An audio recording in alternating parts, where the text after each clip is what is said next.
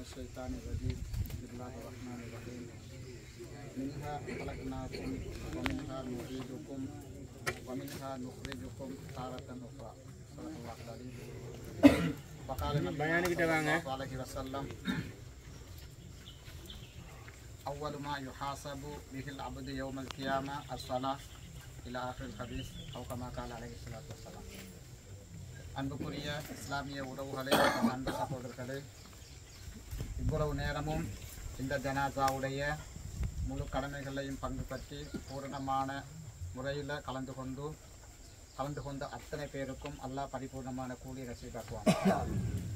அதே போல் இன்றைய தினம் இந்த ஜனாசாவுடைய விஷயத்தில் கபர் வெட்டுவதற்காக வேண்டி பாடுபட்ட, அதே போல தங்களுடைய நேரங்களை செலவழித்த உங்களையும் அல்லாஹ் புரிந்து கொள்வானாக. என் அன்புக்குரிய உறவுகளே, அன்பான சகோதரர்களே, நீண்ட நேரம் பேசுவதோ நேரம் எடுப்பதோ என்னுடைய நோக்கம் அல்ல. குறுகிய நேரத்துக்குள்ளே அவசரமாக முடித்துக் கொள்கிறேன். நம்ம எல்லாருக்கும் தெரியும், ஒவ்வொரு நாளும் காலையில் எழுமினத்தில் இருந்து நாங்கள் திரும்ப தூங்க போகிற வரைக்கும் ஒவ்வொரு நாளும் ஒரு ஜனாசாவுடைய செய்தியை கேள்விப்படாமல் நானும் நீங்களும் தூங்குனது கிடையாது. எங்கே பார்த்தாலும் ஏதாவது ஒரு ஊரில் ஒரு ஜனாசாவுடைய செய்தியை ஒவ்வொரு நாளும் கேட்டுக்கொண்டிருக்கிறோம். இந்த ஜனாசாவுடைய செய்திகளை கேட்டதுக்கு பின்னாடி அந்த இடத்துக்கு நாங்கள் போகிறோம். இதே மாதிரி ஒவ்வொரு விடயங்களும் நடக்குது. சில இடங்களில் சில உலமாக்கள் சில விஷயங்களை ஞாபகப்படுத்துகிறாங்க, கேட்குறோம், வாரம். அந்த நேரம் எங்களோட உள்ளத்தில் ஒரு பயம் வருகிறது.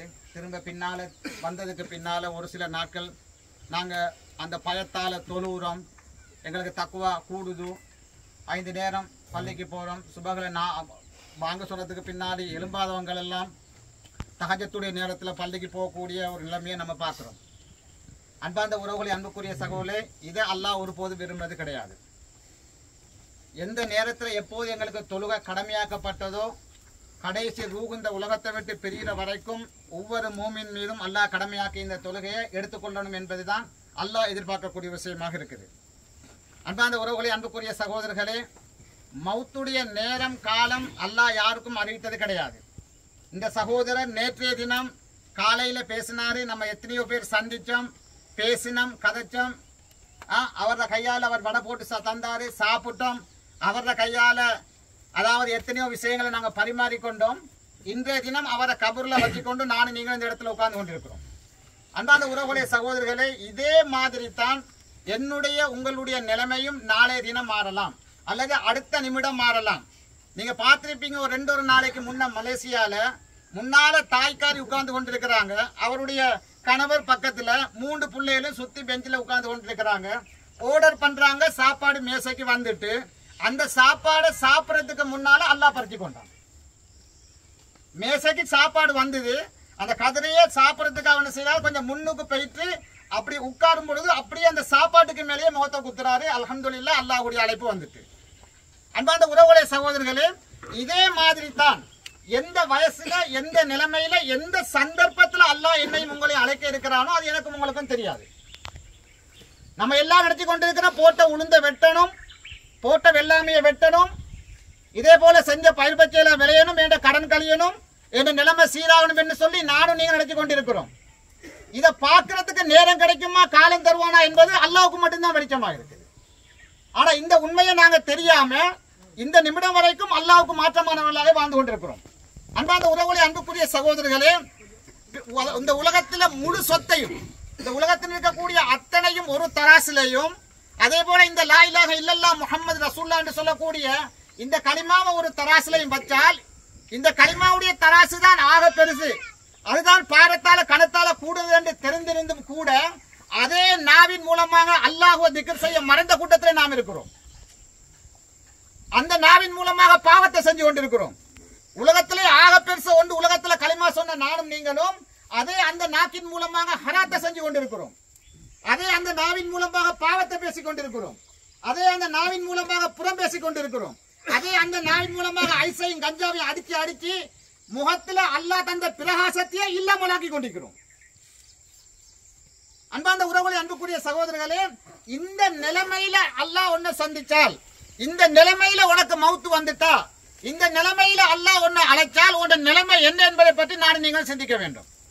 ஒவ்வொரு மூமினும் கடைசி நேரத்தில் களிமாவோடு உலகத்தை விட்டு பிரியணும், அல்லது தொழுகையில என்ற சுஜூதில என்ற ரூஹு போகணும், அல்லது அல்லாஹ்வுடைய பள்ளியில வச்சு என்ற ரூக்கு போகணும். இப்படி ஆசைப்பட்டு அல்லாஹ்விடத்துல கேட்கக்கூடியவர்களாக இருக்கணும். அதுக்கு முதலாவது பள்ளியை நீங்க தீர்மானித்துக் கொள்ளணும். அன்பார்ந்த உறவுகளே சகோதரர்களே, வெள்ளிக்கிழமை பள்ளிக்கு போனா திரும்ப அடுத்த வெள்ளிக்கிழமை வரைக்கும் அந்த பள்ளியினுடைய வாசம் கூட கேட்டுக்கு கூட போகாதவர்கள் எத்தனை பேரை பார்த்து கொண்டிருக்கிறோம். அப்படி இல்ல அதுக்கடையில ஒரு ஜனாசா விழுந்தா அந்த ஜனாசாவுக்கு எல்லாரும் போகணும், எல்லாரும் போறாங்க நானும் போறேன் என்ற ஒரே ஒரு சாட்டு போக்குக்காக மனுஷன் போயிட்டு வரான். நவுது பில்லாஹி மின்ஹா. இது மூமினுக்கு அல்லாஹ் படைத்து கொடுத்த பாடம் கிடையாது. அல்லாஹ்வுடைய தூதர் எங்களுக்கு சொல்லி தந்த பாடம் கிடையாது. அன்பார்ந்த உறவுகளே, அன்புக்குரிய சகோதரர்களே, ஒரு வெள்ளிக்கிழமை கடையில அடுத்த வெள்ளிக்கிழமை எத்தனையோ பக்த தொழுகைகளை நாசமாக்கிட்டு இருக்கிறோம். எத்தனையோ தொழுகைகளை நாசமாக்கிட்டு இருக்கிறோம். அல்லாஹ் எல்லா வகையிலும் செல்வத்தை தந்திருக்கிறான்.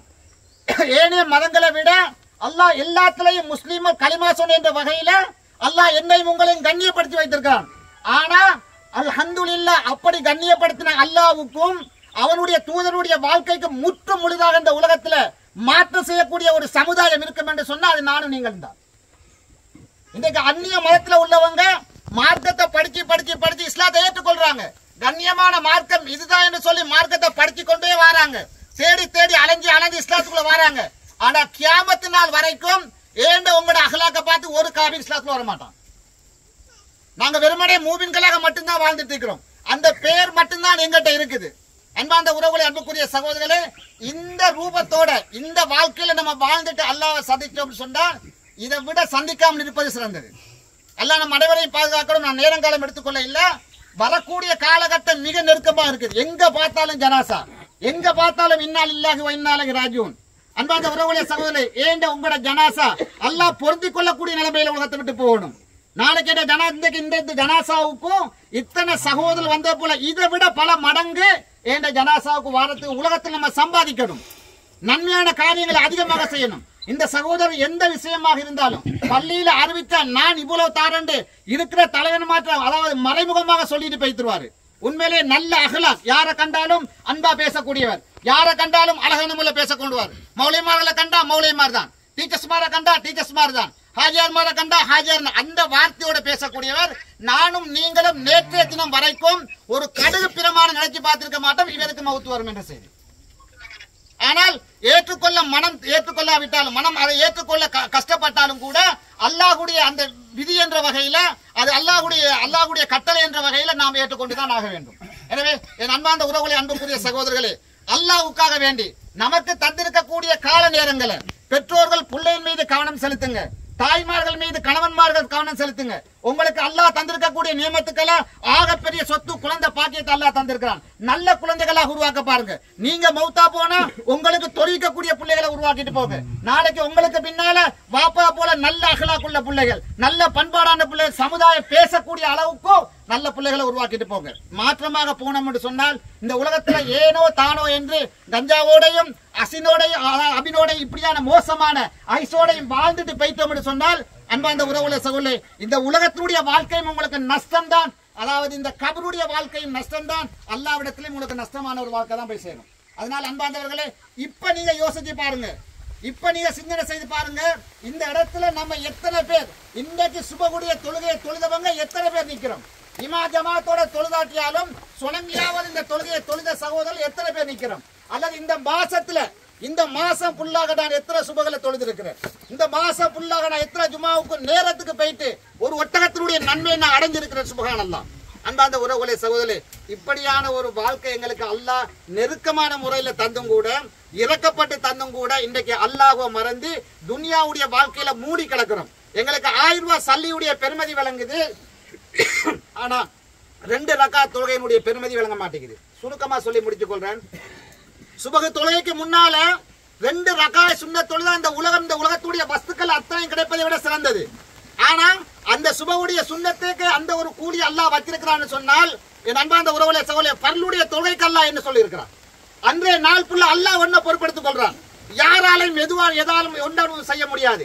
அப்படியெல்லாம் அல்லாஹ் எங்களுக்கு சந்தர்ப்பம் தந்திருக்கக்கூடிய நிலைமையில காலையில மாலையில துவா பாடமாக்குங்க. காலையில மாலையில ஓதக்கூடிய துவாக்களை ஓதுங்க.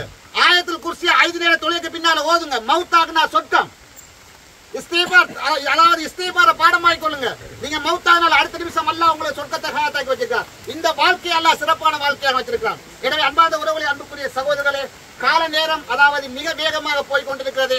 இருக்கக்கூடிய கால நேரங்களை அல்லாஹ்வுக்கும் தூதருக்கும் பொருத்தமான முறையில வாழ்ந்து மதிக்கக்கூடிய மக்களாக அல்லாஹ் என்னையும் உங்களை மாற்றி அமைப்பானாக. அல்லாஹ் அனைவருடைய பாவங்களை